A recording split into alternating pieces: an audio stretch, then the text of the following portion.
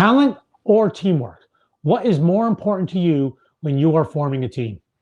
Let's do a little assessment of you and let's use these three criteria. Number one, what's your bias towards it? Just take a look at my bias towards the last time I chose it, I put together a team. Number two, what does your experience tell you? And then number three, what does science tell you about it? Welcome to Great Transition Strategies Monday Morning Standup. 5 minutes to get your week off to a great start and potentially give you something to make you a more effective leader.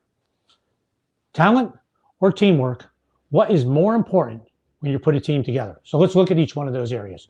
First, so we're just going to use this to evaluate yourself, to help you do a self-assessment. So first, where are your biases? It's easy to do this. Just think about the last team that you formed and which way did you lean? Did you lean more towards choosing individuals with talent, or were you more worried about the teamwork? Okay, check that block, you're done.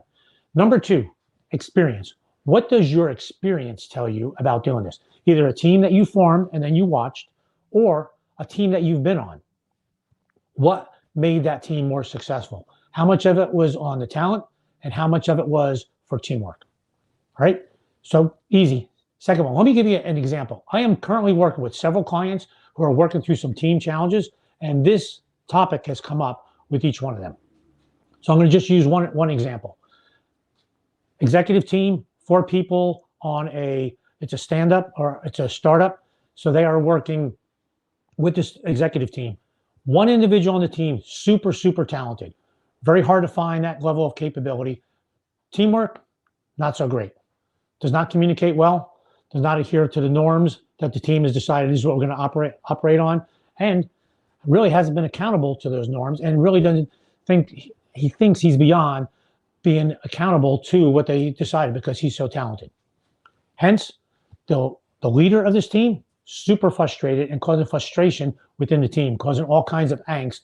And hey, we're not getting where we need to move forward, but they don't feel they can move him off the team.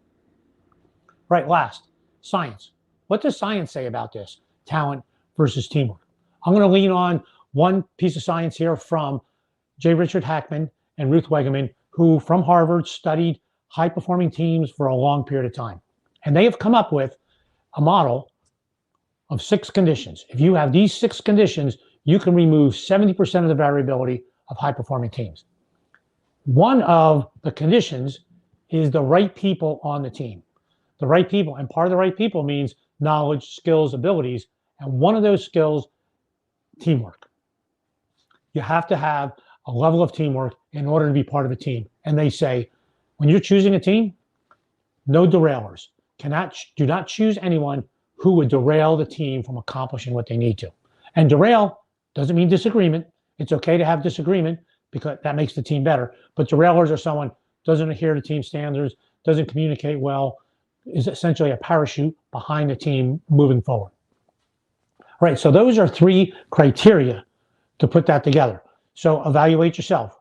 Evaluate yourself, what you've done in the past, and now looking forward to the next team, how can you use those to help you put together your next team? And I would say, it's not so easy. It's not all or nothing. I'd say, think about the graph of talent. Hey, here's a graph of talent of individuals. Here's teamwork capability.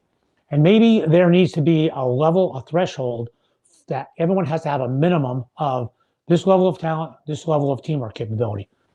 I think as leaders, I've certainly made this mistake where we have allowed a lot of talent to trump little teamwork. And what has that done?